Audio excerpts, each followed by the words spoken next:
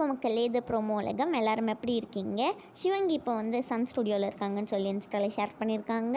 அதை விட பெரிய விஷயம் என்ன தெரியுமா? நானும் ரவுடி தான் போன வாரம் ஷோவில் வந்து ஒரு சின்ன பையன் அங்கே காமிக்கிற எல்லா கண்ட்ரியோட ஃப்ளாக்ஸையும் வந்து எந்தெந்த கண்ட்ரியோடதுன்னு சொல்லி கண்டுபிடிச்சிட்டு இருந்தானா, அந்த வீடியோவை தான் வந்து இப்போது ஸ்பீட் வந்து அது வந்து ரியாக்ட் பண்ணி போட்டிருக்காங்க. சிவங்கி கூட என்ன சொல்லியிருக்காங்கன்னா, நம்மளோட நானும் ரவுடி தான் ஷோ இப்போ வந்து இன்டர்நேஷ்னல் லெவலுக்கு வந்து போயிடுச்சு. அதுக்கப்புறமா நானும் ரவுடி தான் ஷோவோட டிஆர்பி ரேட்டிங் தான் நினைக்கிறேன் இது.